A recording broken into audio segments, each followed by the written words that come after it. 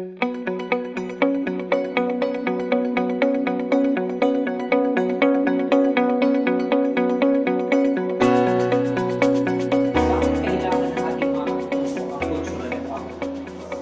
ng cultural empowerment ng mga una para alam namin yung aming mga karapatan ng mga tao na i-enjoy namin ito at hindi namin nakakayaan ang isa man na umapak ng ating karapatan ng mga tao. Pangalawa, mas mabuti pag ang mga katutubo ay nagiging active contributors of development at hindi lamang sila tagatanggap ng mga proyekto ng gobyerno o ng mga non-profit organizations. So, mas mabuting they become active contributors of development. Pangatlo, andito pa rin tayo sa panahon na maraming discrimination, maraming exploitation, at maraming political manipulations na sumisira sa tradisyon namin ng mga katutubo. So we'd like to get out from all those boxes and sa kulungan ng exploitation, manipulation, and discrimination.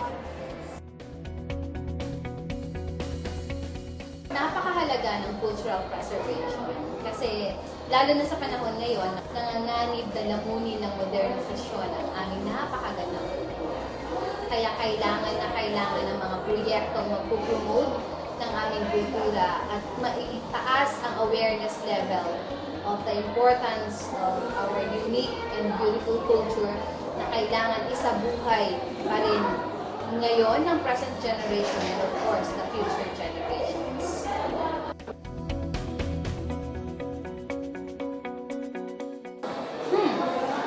Sa tingin ko, kulang pa rin ang atensyon na binibigay ng gobyerno sa ating mga tao.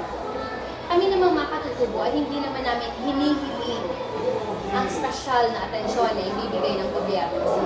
Ang hinihiling lang po namin ay pantay-pantay na access to social services at pantay-pantay na pagbibigay at pagdidistribute ng services ng gobyerno, lalo na sa mga katutubo.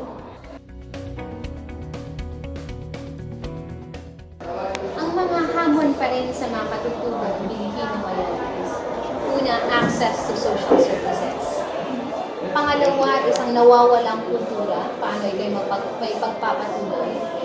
Pangatlo is paano yayakapin ng ang bagong sibol na henerasyon ang aming kultura ng buong pagmamalaki at sisiguraduhin nilang may pagpapatuloy ito ng present and ng future generations.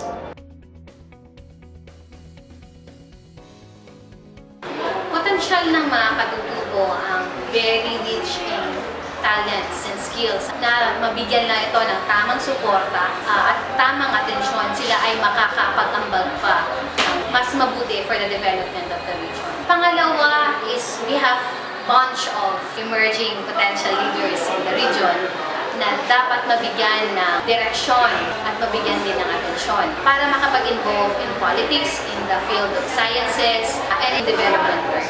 Pangatlo is napakayaman at napakalawak ng aming ancestral landscape. Kung ito'y mabibigyan ng tamang plano, magkaroon ng sustainable development efforts para po sa aming mga ancestral landscape, ito ay makakapag-ambag ng mabuti para sa ikauunlad ng rehiyon. Ano ang mensahe na maibibigay mo sa ating mga kabataang katutubo at sa ating mga kabataan? Una, the future is ours. No? Kaya kailangan nating gumawa ng paraan na tayo makaambag to make this world a beautiful place to live in. So, kailangan nating mag-aral ng mabuti at pag tayo nakapagtapos na ng pag-aaral, ay humanap tayo ng mga trabaho na hindi lang para sa ikabubuti ng ating sarili at ng ating pamilya, kundi para rin sa ikabubuti ng ating komunidad.